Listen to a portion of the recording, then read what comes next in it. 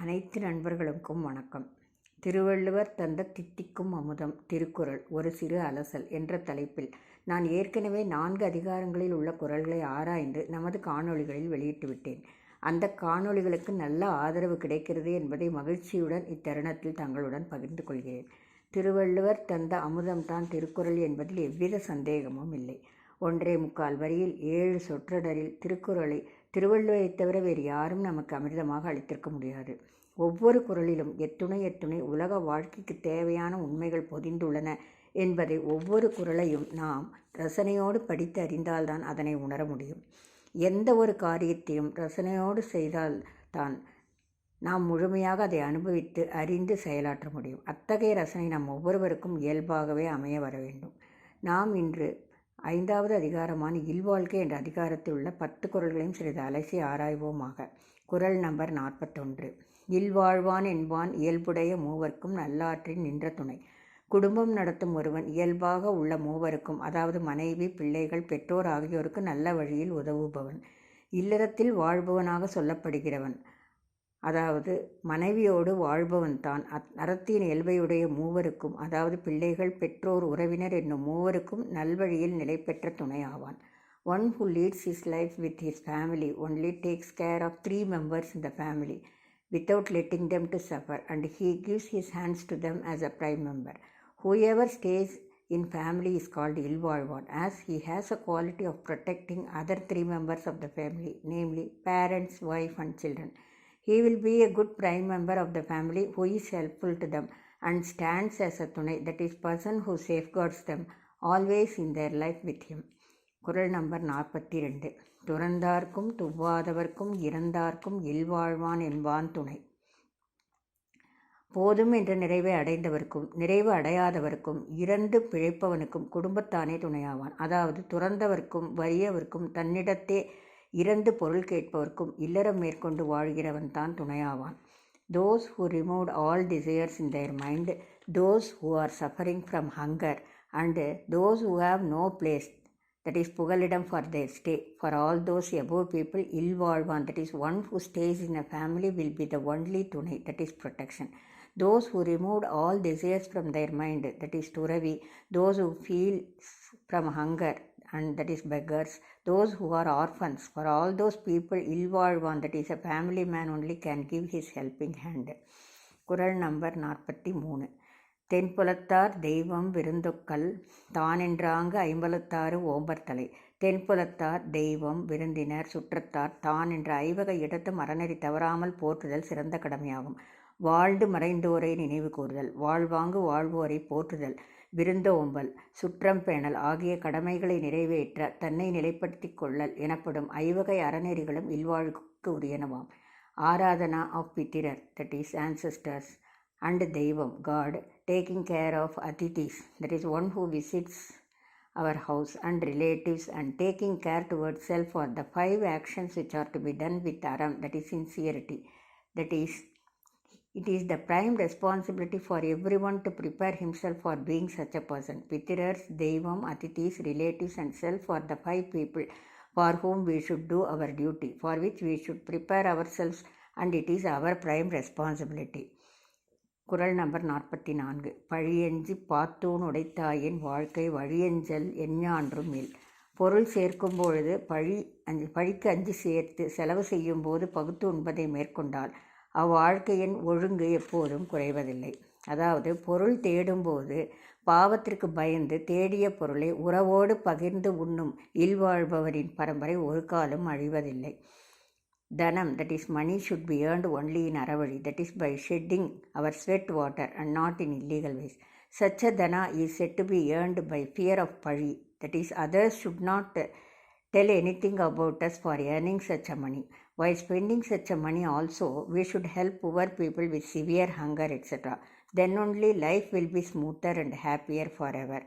One who has money earned by aravali, that is in straight way, having fear of pali, that is blame from others, if spent that money by sharing with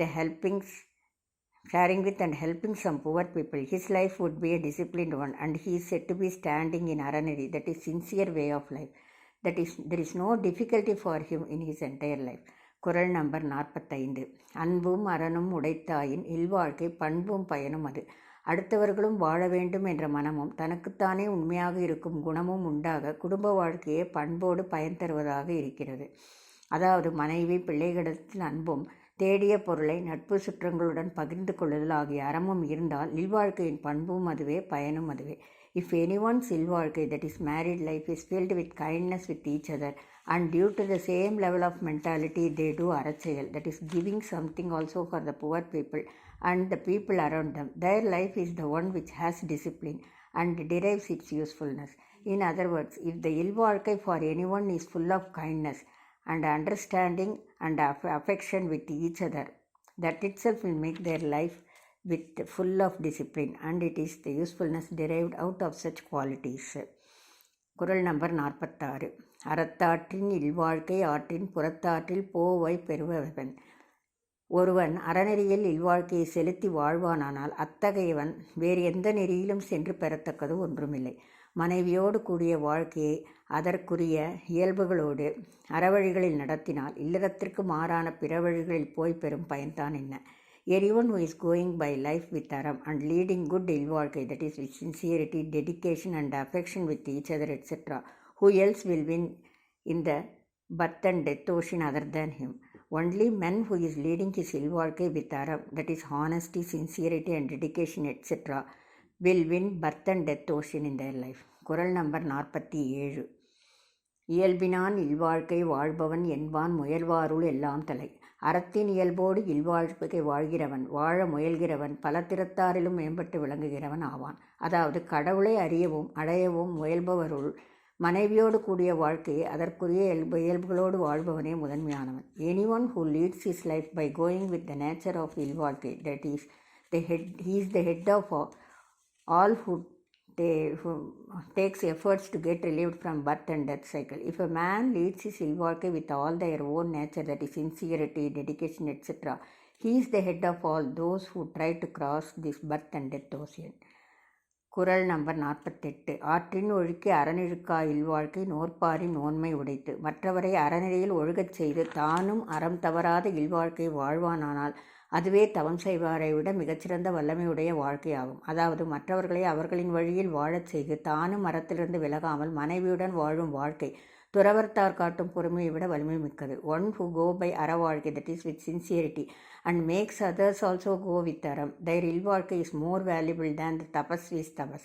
One whose ilvalkai going with aram and making others also go by this அறவாழ்க்கை is more valuable than the tapasvi's patience in making tapas. குறள் number 49. அறனெனப்பட்டதே இல்வாழ்க்கை அஃதும் பிறன் பழிப்பதில்லாயின் நன்று. அறம் என்று சிறப்பித்துச் சொல்லப்பட்டது இல்வாழ்க்கை ஆகும். அதுவும் மற்றவன் பழிக்கு குற்றம் இல்லாமல் விளங்கினால் மேலும் அதாவது அறம் எனப்படுவதே குடும்ப வாழ்க்கை.